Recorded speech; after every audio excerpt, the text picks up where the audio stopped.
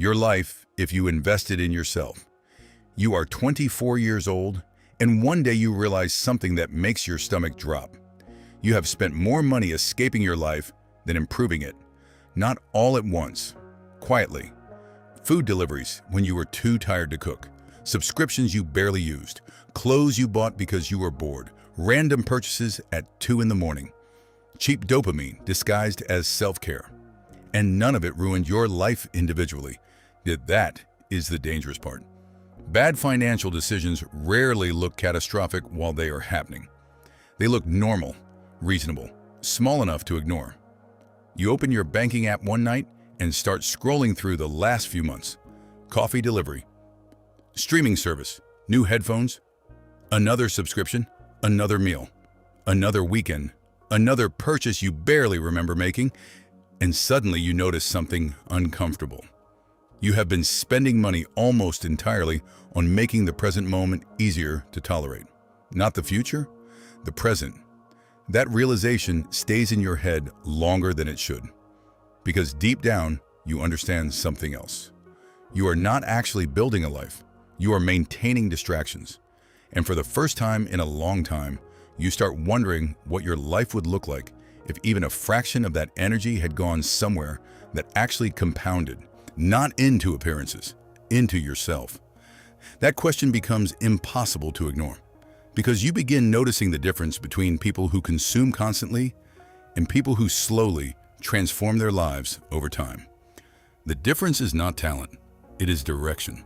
One group spends everything trying to feel better temporarily. The other spends intentionally trying to become someone else permanently. The scary part is how invisible that difference looks in the beginning. Both people still look normal at 24. Both still struggle. Both still feel uncertain. But one of them is slowly building leverage, and the other is slowly building dependency. That night, you make a decision that feels much smaller than it actually is. You decide to start investing in yourself, not performatively, not for social media, not because some influencer told you to wake up at 4 in the morning and optimize your entire existence. You simply decide that for the next few years, your future will matter more than short-term comfort. And honestly, at first, nothing about it feels exciting. You cancel a few subscriptions. You stop ordering food every time you feel tired. You stop buying random things because you had a stressful day.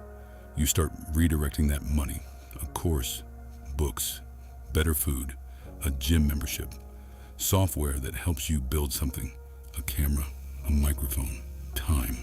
That last one matters more than anything because investing in yourself is not only financial, it is environmental, it is psychological. It is the decision to stop treating your future like an afterthought. The first few months feel strange. Nobody notices anything. Your life still looks mostly the same from the outside. You still work the same job, still live in the same apartment, still feel insecure half the time. But internally, something begins changing. You stop seeing yourself as someone waiting for life to happen. You begin seeing yourself as infrastructure under construction. That shift changes the way you spend money immediately. You start asking different questions. Not, do I want this right now? But, will this make my future life easier, stronger, smarter, healthier, calmer, wealthier, or more capable? And suddenly, half your old spending habits stop making sense. Because most impulse spending is emotional. People buy relief. Relief from boredom. Relief from stress. Relief from insecurity. Relief from loneliness. Modern life is designed around this. Every app on your phone understands attention better than you do. Every platform profits from your inability to sit still with yourself. And once you notice that it becomes impossible to unsee, you begin realizing that many industries are not built around improving your life. They are built around monetizing your impulses, which means self-investment requires something deeper than motivation. It requires resistance. Resistance against convenience. Resistance against distraction. Resistance against the endless machine trying to convert your attention into consumption. That realization changes the way you spend your evenings. Instead of watching 4 hours disappear online every night, you begin dedicating time toward skills. At first, it feels embarrassing. You are bad at almost everything. bad at editing, bad at writing, bad at communication, bad at consistency. And this is the stage where most people stop, because investing in yourself sounds inspirational in theory. But in practice, it means confronting how undeveloped you currently are. That confrontation hurts, especially after years of thinking of yourself as intelligent. Because intelligence without execution creates a very fragile ego. You spent years imagining your potential. Now reality is measuring your actual skill level. And the gap between those two things is painful. But you continue, not dramatically, quietly. 1 hour, then another, then another. Weeks pass, then months. And eventually you notice something that matters more than motivation ever could. You are becoming harder to distract. That change affects every part of your life. Your attention span improves. Your self-respect improves. Your relationship with discomfort changes. You stop needing constant stimulation just to survive ordinary moments. And once that happens, your productivity changes automatically, because focus is not really about discipline. It is about reducing internal chaos. The calmer your mind becomes, the easier sustained effort feels. Nobody talks about this part enough. The biggest return on self-investment is not money first. It is clarity. Clarity changes everything. You start noticing which people drain your energy, which habits make you weaker, which environments make you lazy, which thoughts repeat endlessly without producing action. And gradually, your entire life begins reorganizing itself around growth instead of escape. That process feels lonely sometimes, because the moment you begin changing your priorities, you also begin changing your relationship to other people. Some friends stop understanding you. Some conversations stop interesting you. You begin realizing how much of modern social life revolves around distraction, complaining, scrolling, escaping, waiting for weekends, waiting for vacations, waiting for life to begin later. But once you start investing in yourself consistently, you stop wanting to escape your life as much. Because for the first time, your future begins looking different from your present. That feeling is addictive in the healthiest possible way.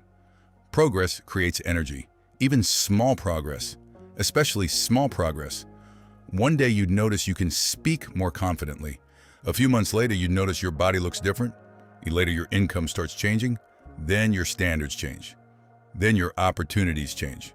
And then what is strange about all of it is that from the outside, none of the individual moments looked life-changing. Nobody can see compounding while it is happening. That is why most people quit too early. The rewards are delayed. And delayed rewards are psychologically difficult for humans. The brain loves immediate gratification because immediate gratification feels certain. Long-term investment feels invisible, but invisible growth is still growth. A tree does not look different every morning. Then 1 year later, it is twice the size. Your life works the same way. You are 2 years into this process now. And for the first time in your adult life, you no longer feel completely powerless over your future. That changes your anxiety more than money ever could. People think wealth removes stress. Sometimes it does. But often what removes stress first is capability, knowing you can learn, adapt, recover, build again. Self-investment creates that feeling because skills travel with you. Discipline travels with you. Confidence earned through effort travels with you. Nobody can take those things away easily. And that realization changes the way you think about risk entirely. You stop seeing yourself as fragile. You stop assuming one mistake will destroy your life permanently. You begin understanding that the real safety net was never external. It was your ability to rebuild. That is what investing in yourself actually creates.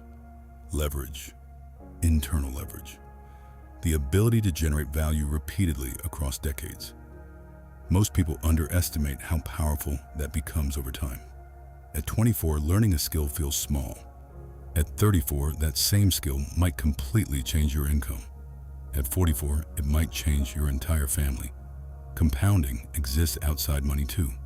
Your habits compound, your mindset compounds, your confidence compounds, your network compounds, your reputation compounds, your ability to focus compounds. And unfortunately, distraction compounds too.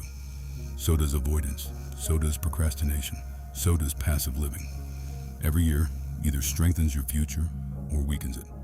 Nothing stays at neutral for very long. 3 years pass. Your life now looks visibly different. Not because of one massive breakthrough, because of repeated self-investment sustained long enough that the results finally became visible. You now understand something most people never fully realize. The goal was never to become perfect. The goal was to become less reactive, less impulsive, less controlled by emotion, less controlled by other people's expectations, and less dependent on motivation. And ironically, once you become that person, opportunities start appearing more naturally.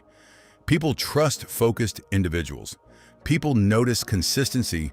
People recommend reliable people. Not instantly, eventually. The world rewards long-term signals more than short-term performance. You understand this deeply now, especially when you reconnect with people from your past. Some of them still speak exactly the same way they did years earlier. Same complaints, same excuses, same plans they are supposedly about to start. And suddenly you realize something uncomfortable. Time alone does not change people. Repetition changes people. If someone repeats distraction for 10 years, they become a distracted person. If someone repeats discipline for 10 years, they become disciplined. Identity is built through repetition far more than intention. That realization affects you deeply because you finally understand why your life changed. Not because you found motivation, because you changed what you repeated daily. And once repetition changes, identity follows automatically.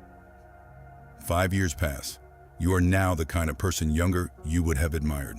Not because you became rich overnight, not because life became easy, but because you became someone who can rely on themselves.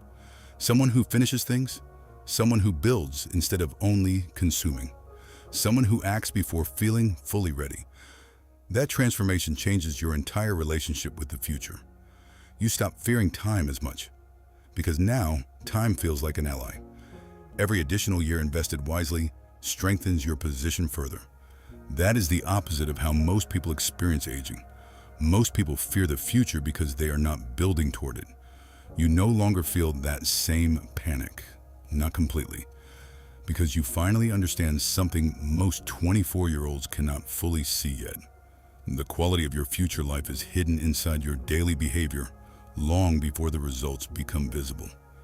And one night, you think back to the person you used to be, lying in bed, scrolling, spending money emotionally, waiting to feel ready, waiting for confidence, waiting for life to begin. And you realize something that would have sounded almost offensive back then. Your future was never built in dramatic moments. It was built in small, repeated decisions that nobody else noticed while they were happening. The decision to learn instead of escape. The decision to build instead of consume. The decision to focus instead of distract yourself. The decision to invest instead of impress. That was the real turning point. Not one giant life-changing event, just a quiet shift in direction repeated consistently long enough that eventually your entire life followed it. And that is when you finally understand the real meaning of investing in yourself. It was never about becoming better than other people. It was about becoming impossible for your old life to contain anymore.